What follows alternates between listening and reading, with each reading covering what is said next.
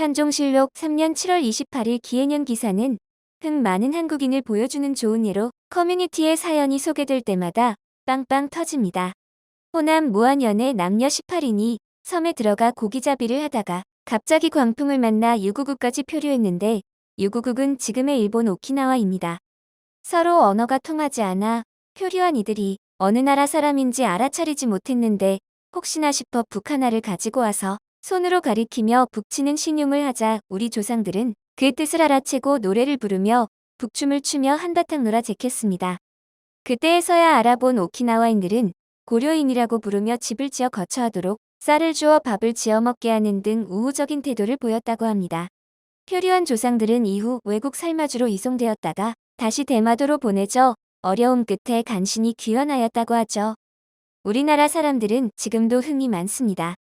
일본에서 시작된 가라오케는 이제 그 개념조차 사라지고 한국식 노래방 체인이나 코인 노래방이 아직도 번성할 만큼 노래를 즐겨 부르고 있습니다. 오매불망 기다리던 해외 스타들의 공연이 있을 야치면 그 누구도 말릴 수 없습니다.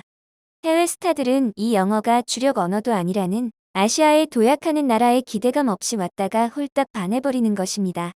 특히나 성질 더럽기로 유명한 아티스트들이 인터뷰에서 마냥 어린애처럼 흥분을 감추지 못하고 한국 공연에 대해 감동의 증언을 하는 바람에 더욱 널리 퍼져갔습니다. 한국 사람들은 심지어 간주나 기타 연주까지 입으로 연주한다는 것이죠. 팝스타 아델의 보물 1호는 셀린 디온이 씹다 버린 껌으로 그녀는 자신의 디바의 흔적을 액자에 넣어 보관 중이라고 합니다. 제임스 코든이 진행하는 토크쇼 카풀 노래방에 셀린 디온이 출연한 적이 있는데 아델이 디옹의 열혈 팬인 걸 알고 디옹에게 부탁해 종이에 씹던 껌을 받아냈고 그것을 액자를 만들어준 것이죠. 팝스타의 스타 디바의 디바인 셀린 디옹 역시 잘 노는 한국인에게 매료된 아티스트 중 하나입니다. 캐나다 퀘벡주 출신인 셀린 디옹은 일찍부터 일본 로컬 활동을 해왔습니다. 특히 일본에서 드라마 주제곡으로 사용된 툴 오브 유모어로 오리콘 싱글 차트 1위를 차지했고 비더맨은 아예 일본어판 싱글로 발매되었을 정도로 월드 투어의 일본 방문 시에는 도쿄돔과 오사카돔은 기본으로 테이킹 챈시즈 투어는 일본 공연 입장료가 대한민국보다 훨씬 저렴했을 정도입니다. 해외 스타들에게 20세기의 대한민국은 일본과 중국 사이의 작은 나라였을 정도로 불모지나 다름없었습니다. 상대적으로 시장이 작아 더욱 그러했었죠. 그런 시점에 1997년 팝의 디바 셀린 디옹의 무대에 한국 팬의 반응은 보지 않아도 능히 짐작이 갑니다.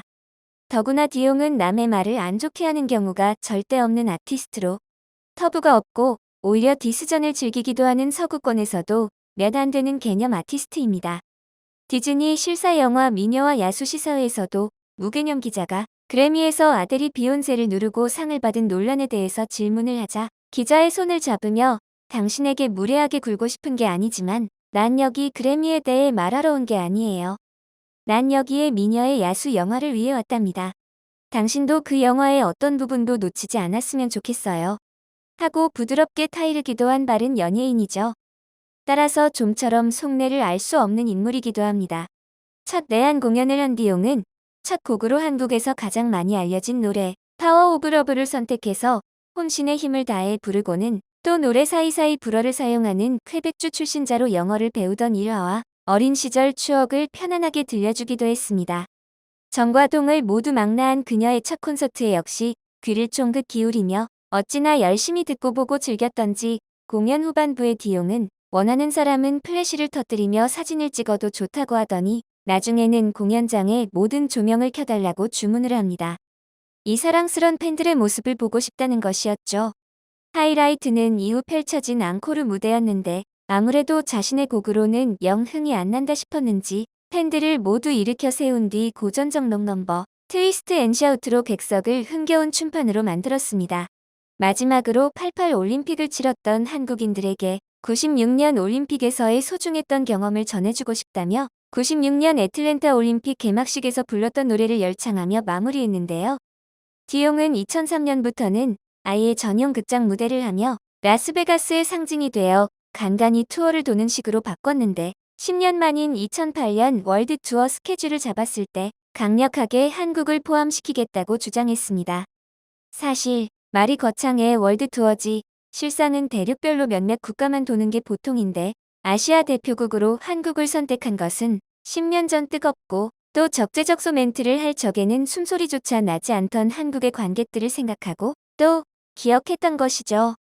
실제로 자신의 매니저인 남편 르네 안젤린과 아들을 대동하고 한국 땅을 밟은 디용은 공연 도중 여러분은 세계 최고의 관객이다. 여러분을 위한 쇼는 계속돼야 한다는 말을 틈나는 대로 반복했습니다. 그녀는 10년 만에 다시 한국에 왔다. 월드 투어를 통해 전 세계 여러 나라를 다니지만 그렇다고 많은 나라를 찾을 수는 없다. 시간이 여의치 않기 때문이다. 그러나 서울 공연은 내가 강력하게 하고 싶다고 주장했다. 며 관객의 환호성을 유도하고 기꺼이 즐겼습니다. 사실 디용의 10년 세월 동안 변화가 많았는데요. 10년 만에 선 한국 무대에서 2시간 내내 완벽한 무대를 선사한 디용은 영화 타이타닉의 주제가 마이 하트 윌 고 온을 마지막 앵콜곡으로 선택했고 정상의 디바와 1만여 관객이 하나가 되어 노래를 불렀습니다. 공연의 일부가 되어 열정적인 호응을 하던 모습이 가수로서 대단한 경험이었다고 말하는 디용은 오후 11시가 다 되도록 관객들에게 굿나잇을 외치다가 밴드의 모든 멤버와 보컬, 백업 댄서 전원을 무대 위로 불러냈습니다. 오늘 밤 여러분에게 아주 특별한 이야기를 들려주려고 합니다라며 유난히 짙은 머리칼의 동양인 여성 댄서를 자신의 옆으로 이끌어냈는데요. 디오는 한국에서 태어난 이 아름답고 재능 많은 친구는 아주 오래전 이곳을 떠났습니다. 그리고 오늘 한국을 떠난 뒤 처음으로 고향을 찾게 됐습니다라고 소개했습니다. 디온이 에이다라고 소개한 여성 백업 댄서는 관객들이 보내는 따뜻한 환영에 감격한 모습으로 두 손으로 벅찬 얼굴을 감싸다가 환한 미소로 관객들에게 고마움을 표했고 디온은 그녀에게 당신 고향의 사람들은 정말 멋지다라며 웰컴 홈을 외쳤습니다. 그리고 또 한 명 특별한 가족이 소개됐는데요. 디용의 부름에 앞으로 나선 금발의 흰 피부를 가진 여성 코러스의 팔에는 검은 머리카락의 동양인 남자아이가 안겨 있었습니다. 함께 공연을 펼친 코러스 멤버를 향해 이 아름다운 친구는 루카의 멋진 엄마이기도 합니다라고 소개하고는 이어 엄마의 팔에 안긴 꼬마를 향해 루카, 고향에 온 것을 환영한다라고 속삭였습니다. 코러스 멤버가 입양한 한국 남자아이 역시 이번 공연을 통해 처음 고국 땅을 밟은 것으로 이 코러스 멤버는 아들이 태어난 나라의 관객이 보내는 따뜻한 환영에 머리를 숙여 감사의 마음을 전했습니다. 10년 만에 한국에 돌아온 그녀의 주변에는 한국과 연관이 있는 사람으로 채워져 있었고 그것을 보여주고 싶었는지 내내 상기된 표정으로 자신의 특별한 가족들을 소개하는 디바의 표정이 무척 뿌듯해 보였습니다. 한국 관객의 반응은 세계 그 어느 곳의 록 페스티벌보다 한 수위의 호응과 아티스트와 곡에 대한 애정으로 유명합니다. 비욘세 역시 전 세계 수많은 나라에서 콘서트를 가졌지만 한국처럼 뜨거운 반응을 보이는 나라는 없었다며 공연 관계자에게 직접 말하기도 했었죠. 팝스타를 한국으로 부르려면 우선 스타가 원하는 개런티를 맞춰줘야 하며 스타가 요구하는 라이더를 이행할 수 있어야 하지만 아직 한국은 세계 인류의 팝스타를 초대하기에 부족한 게 많습니다. 우선 전용 공연장 하나 없이 경기장을 공연장으로 개조하다 보니 음질부터 공연을 하기에는 많이 딸립니다. 결국 팝스타가 요구하는 테크니컬 라이더를 제대로 소화하지도 못하는 일이 다반사인데 그러나 우리는 스타가 찾고 싶은 사람들이 있습니다.